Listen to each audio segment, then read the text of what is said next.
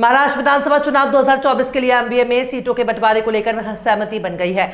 Seat sharing deal के अनुसार उद्धव ठाकरे की शिवसेना, कांग्रेस और शरद पवार के एनसीपी 85 सीटों पर चुनाव लड़ेगी। सीट बंटवारे के फॉर्मूले पर महाराष्ट्र कांग्रेस अध्यक्ष नाना पटोले ने कहा कि हमने तय किया है कि कांग्रेस, एनसीपी और शिवसेना यूबीटी 85 सीटों पर चुनाव लड़ेंगे। बाकी 18 सीटों पर हम समाजवादी पार्टी सहित अपने गठबंधन दलों से बात करेंगे।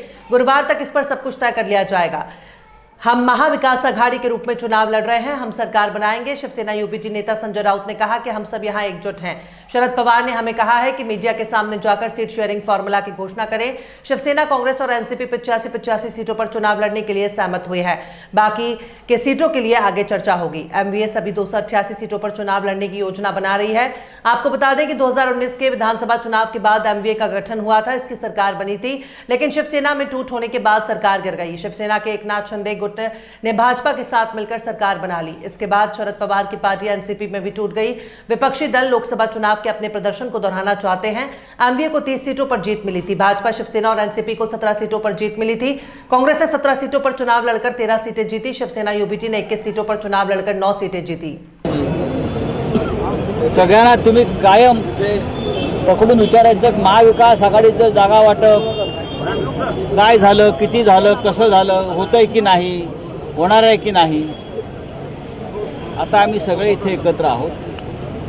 आमची शेवटची बैठक आता माननीय शरद पवार साहेबांसमोर पार पडली आणि पवार साहेबांनी आम्हाला सांगितलं की मीडियासमोर जाऊन तुम्ही आता घोषणा करा की महाविकास आघाडीचं जागा वाटप, महाविकास आघाडी आहे त्याच्यामध्ये काही कुठे दरार नाहीये, महाविकास आघाडीचं जागा वाटप हे अत्यंत सुरळीत पार पडलेलं आहे।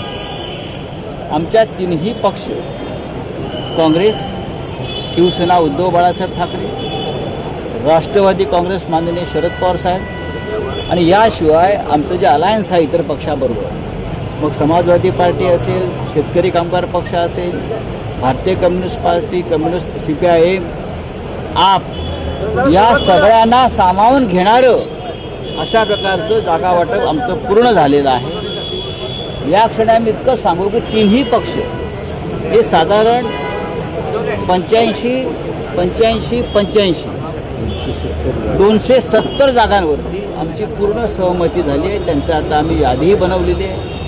उरलेल्या जागा ज्या आहेत त्या आमचे जे मित्र पक्ष आहेत त्यांची मी नावं घेतली, त्यांच्याशी आमची उद्या सकाळपासून चर्चा सुरू होईल आणि अशा तऱ्हेनं 288 जागा या महाविकास आघाडी पूर्ण ताकदीनं लढून महाराष्ट्रात सत्तेवर येईल।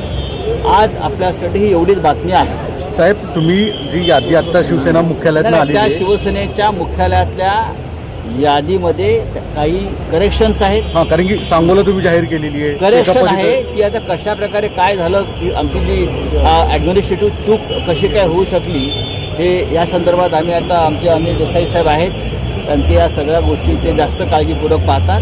पण उद्या आम्ही सगळे बसतो आणि त्याच्यावरती आम्ही नव्यानं काही चर्चा होती। पण मग 288 जागांचा काही विषय क्लिअर कधी होतोय? कारण की बाकीच्या उर्वरित जागा हा विषय हा आमचा प्रश्न आहे।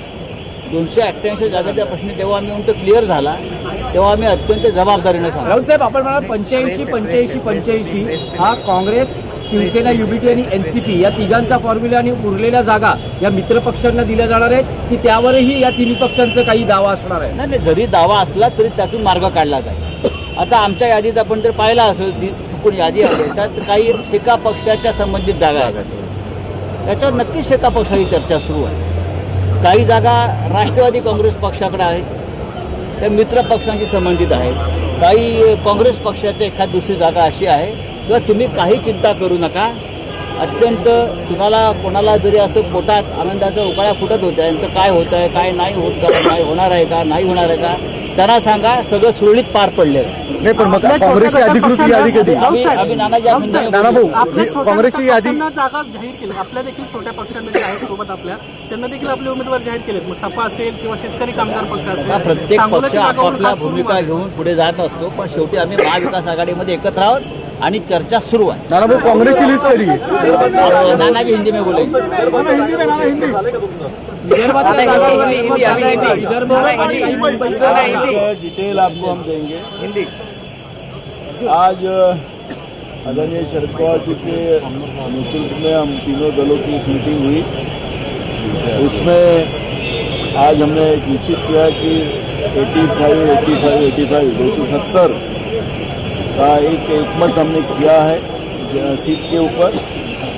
और जो 28 सीट है, जो हमारी अलायंस है, सिकाप होगी, कम्युनिस्ट होगा, 18 सीट, समाजवादी होगा, 18 सीट है। जो हमारी 18 सीट जो है, तो उसमें जो हमारी अलायंस जो दल है, उनसे भी हम चर्चा करके उनको भी कुछ जगह देने का है।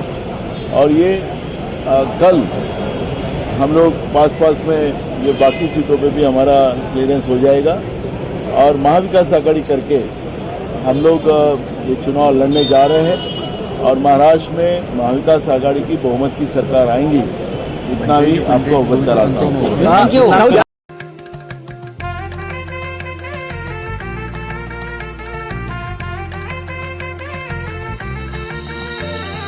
माना पालाचा नात्या गोत्याचा पसारा लई बाई वाढला, रुसवा नको ग बाई कुणाचा, मोठ्यानी उतारा काढला, लगीन घाई सुचून देई, खरेदीने पणा काढला, खरेदीला वरसी धीने उत्साह नवा आणला, बांधला बसता बांधला, बांधला बसता बांधला, बांधला बसता बांधला, बांधला बसता बांधला।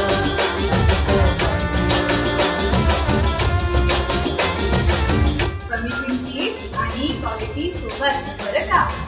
और सिटी आहे तर शक्य आहे।